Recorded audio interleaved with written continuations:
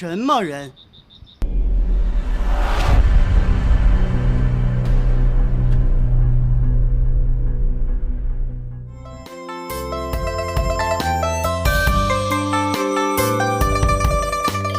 波色坡下月影千百两，愁肠难言浊酒几回酿。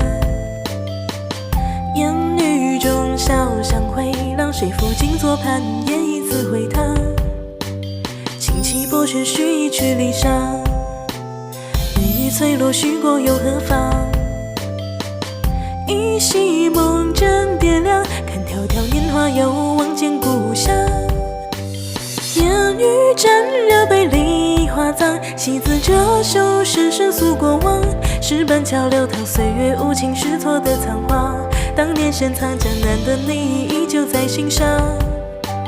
莺啼如常我情思量，连得半尺端详过平江。乌篷车摇晃玉兰烟烟，波光碎影旁，却再也寻不出那年你莞尔一笑时的模样。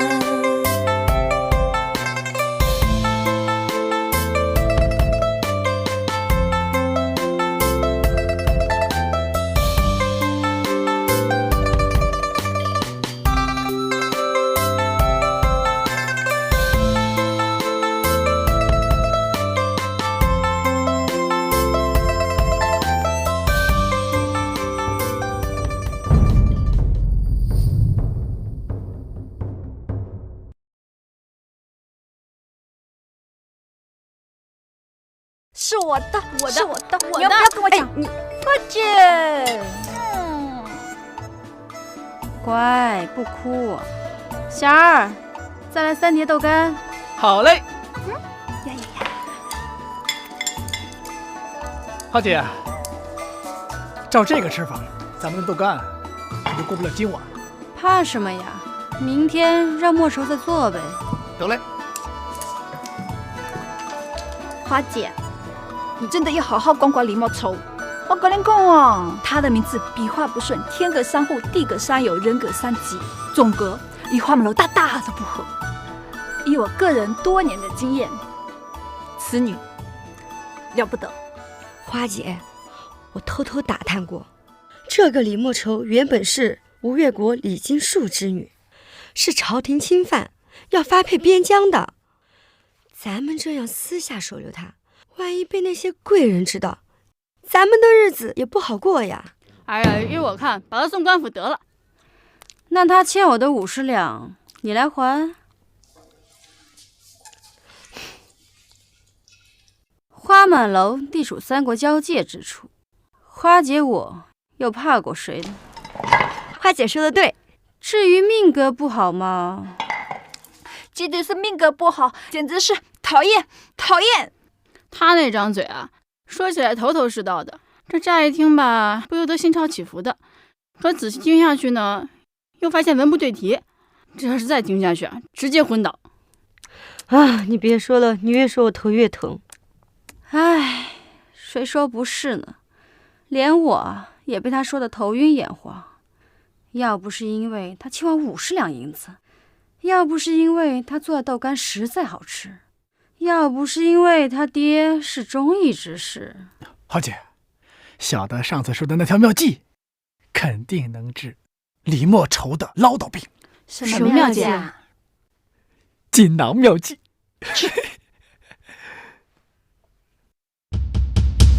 李莫愁？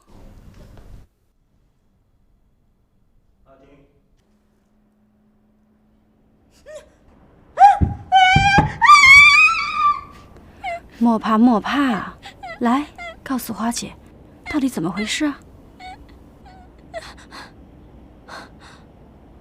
花姐，我李莫愁出身官宦，流落至此，遭遇大祸。本以为人生再无可惧，落入谷底，没想到昨夜我竟遇上孤魂野鬼。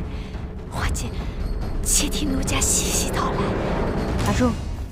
你大半夜穿着小二衣服跑河边去干嘛？哎呀，这不是重点。花姐，你听我说，那孤魂野鬼远远飘动，初听之下，犹金戈铁马，细听之下鬼哭狼嚎，再听之下万箭穿心。我一女流之辈，怎能受得住这样的狂风暴雨啊？花姐，此地不急，引速速移居为上。好，那你现在重点说完了，来说说不是重点的重点呗。你大半夜穿着小二衣服跑河边去干嘛？花姐，你且听奴家细细道来。我去。花姐，这几日里，我受您的收留，在这花满楼里好吃好喝好住的招待着，奴家心里感激不尽。昨夜我见外面朗朗明月当空照，想必能为家父招许，于是我就心血来潮，跑到河边祭拜月神去了。那小二衣服又是怎么回事呀？我一女流之辈，怎能抛头露面？只能借小二的衣服，乔装打扮，方敢出门。你倒是伶牙俐齿，什么都有的说哈。你是不是想要逃跑？是不是想要赖账？是不是想我把你送到官府去？没有，我不想去官府。花姐，你别把我送去官府。唉，你出身富贵，涉世未深，怎知江湖险恶，人心叵测。我花满楼虽非乐土，但也能保你一日三餐无忧。片瓦遮头，你说你身无分文，能走去哪里？你一介女子，又能走去哪里？其实我是为了你好。花姐，我知道你是为了我好。我打第一眼看到你，我就知道你是好人。花姐，你且听奴家细细道来。我第一次看到你的时候，我就觉得你长得特别的漂亮，个子特别的高，腿特别的长，又是那九头身美女皇帝。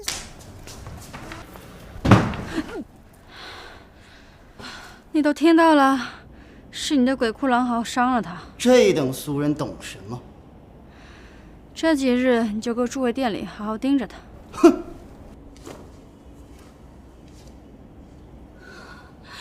都是些什么玩意儿？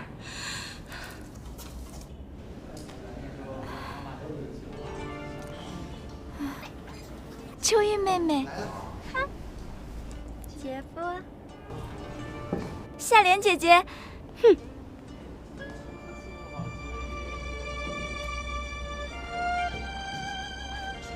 惜春姐姐，哼。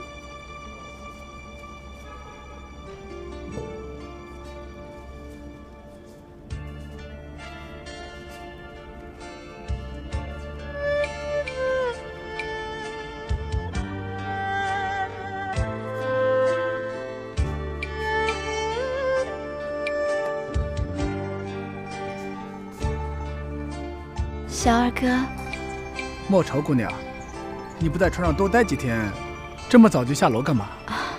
今非昔比，小二哥有所不知，这要换在过去，这等惊吓，奴家至少要歇个10天半个月的。小二哥，你且听奴家细细道来。停，咱就别细细了。哈哈。小二哥，其实奴家有一事不明，不知当问不当问。问。奴家想知道，为何几位姐妹对奴家是这个态度？哪个态度？哼，这个我知道。那就劳烦小二哥告知。小二哥，你莫不是手抽筋了吧？要不要看大夫啊？抽筋那个大西瓜！钱？什么钱？这信息就是资源，资源能节省时间，时间就是金钱，这金钱又能买来信息，钱。可是奴家没钱。你怎么可能没钱？你第一集的时候说了，你有钱的。啊，那这是奴家的权宜之计。小二哥，你且听奴家细细道来。小二哥，我家父为人两袖清风，一生坦坦荡荡，虽然家中有薄田官放，但也只是温饱而已。自从家父含冤入狱以来，所有家产全部充公，只留得奴家一条贱命。如今奴家孤苦伶仃，流落到这个花寺，求重振家业，但求为父伸冤。哪来的一点闲钱？小二跟奴家命苦啊！还真是流云飞雪，人间大怨呐。小二哥，但是，信息就是资源，资源能节省时间，时间就是金钱。去死！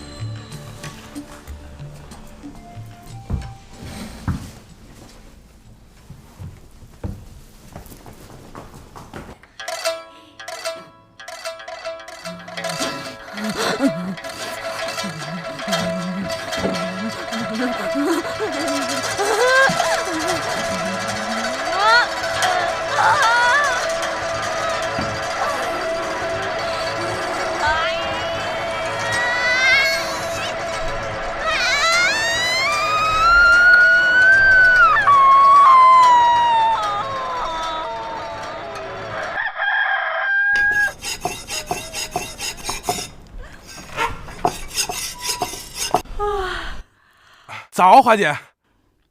昨晚怎么这么闹腾呀？什么？我啥也没听见啊！我要杀了赵琵琶！大卸八块，晒成人干都不解恨。他不就晚上练个琵琶吗？至于吗？太至于了。哼，拉倒吧，他练夺命琵琶好，那么厉害。花姐，花姐，今天晚上有野味吃。你打的？不是，赵琵琶昨天练了大半夜的琵琶，音波直接震死了这几只鸽子。我的天哪！这夺命琵琶果然名不虚传啊！昨晚我起了8回夜，真是大珠小珠落玉盘，琵琶声声催人尿啊！太悲了，我听着凄惨的琵琶曲，整整哭了一宿，快天亮的时候才在马房打了个小盹儿。我跟您讲哦，我房间里面的耗子听了琵琶声，全都死了。我那个门锁都被震坏了。赵琵琶的魔音琵琶堪称花满楼一绝，这种乐曲就应该跪着听。现在晚上少了琵琶声，还难以催眠入睡呢。唉，要让赵琵琶不吃不喝不睡可以，要让他不练琵琶，赵琵琶的琵琶就相当于他的命，就相当于我的味觉。要不我让他白天也多练练，这样你们日以继夜的听，很快就能适应这首神曲的。不是吧，花姐？不是吧，花姐？花姐，花姐，不是真的吧？花姐，花姐，我那个月钱的事儿，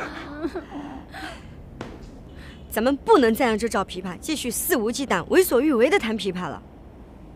豪杰眼中无沟壑，有困难就有挑战，我们要向他发出挑战，要么继续弹琵琶离开花满楼，要么留在花满楼改行弹棉花。就是，这李莫愁跟赵琵琶简直就是花满楼的2大祸害。哎，小二，昨天你不是说你有什么办法可以治治这李莫愁吗？我的这条妙计呀，不但可以治治李莫愁，说不定啊，还能把赵琵琶一起给治了。什么妙计？说来听听。你问我们要钱啊？你不是吴小二，你是无耻之徒！那怎么办呀？那不如我们凑钱吧，不支持这2个人，我们都没有好日子过。一石二鸟哦，一箭双雕哦。让赵琵琶弹琴给李莫愁听，让李莫愁找赵琵琶哭诉。姑奶奶，你怎么出现了？行，我服了。要让这条计策可行，我看呀，必须要这样。秋雨，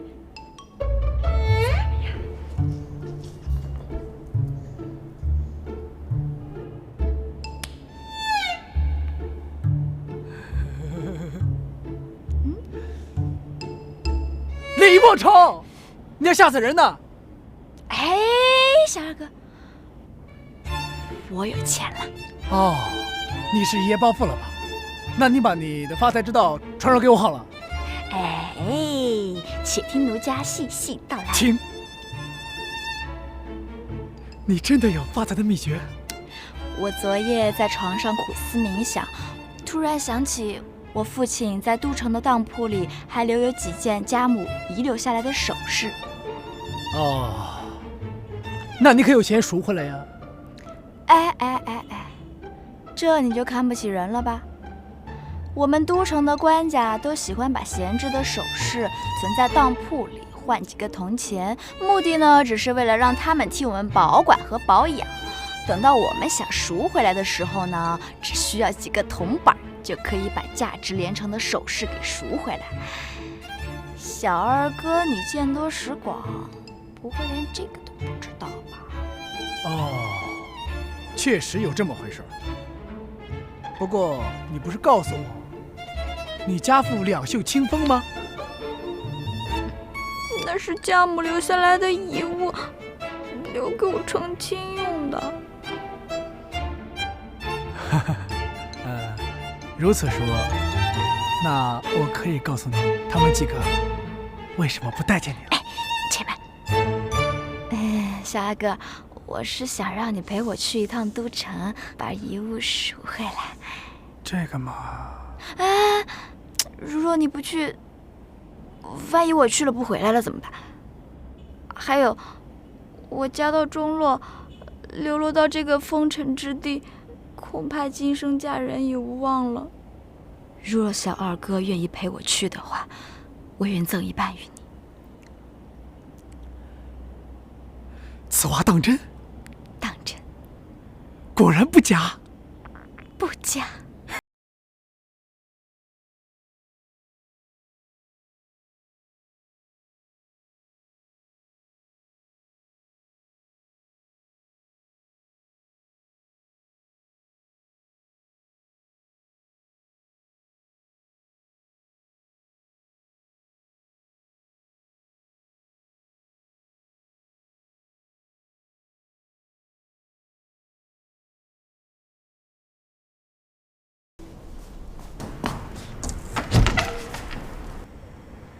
听说李小姐要听在下的琵琶。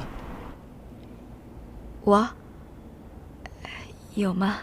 李小姐行色匆匆，是否有约？没有，请进。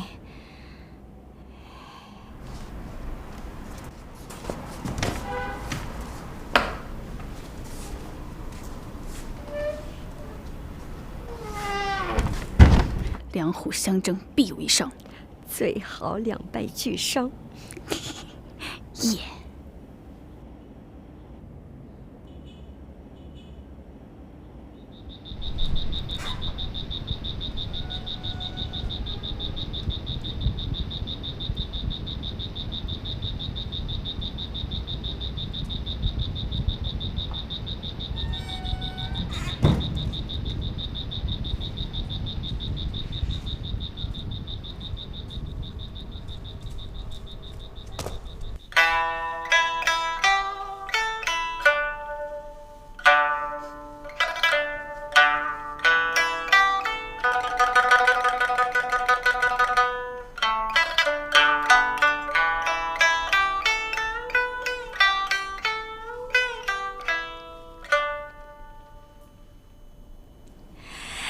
赵大哥的曲子真是风格独特，自成一派呀！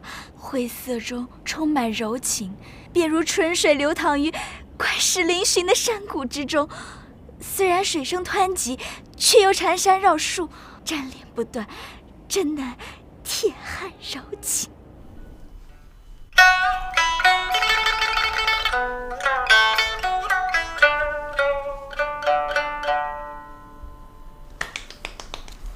小可不才，自己编了几首曲子，请李小姐品题。请。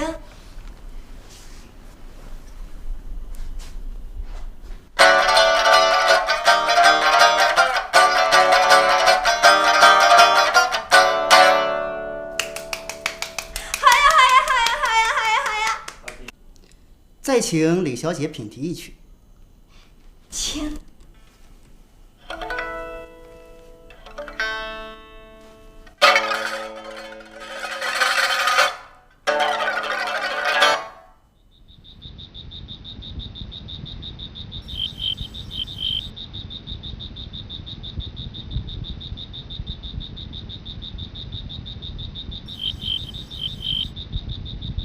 怎么还不来啊？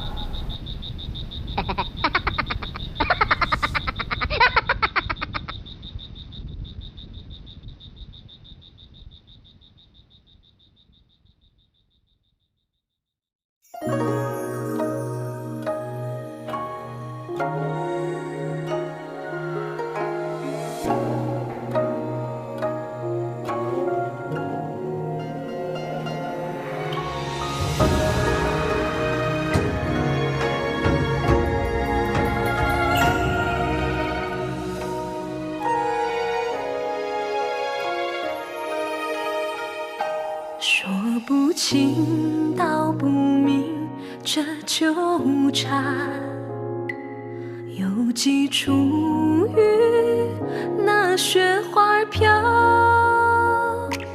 惶惶中日思，浮生半梦，如今我却红尘年了，那雨无情花淡漠年华，岁月流逝，留恋牵挂。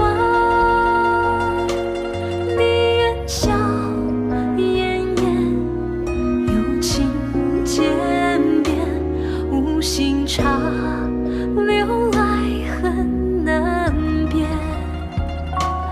缘来缘去，去不散心呀。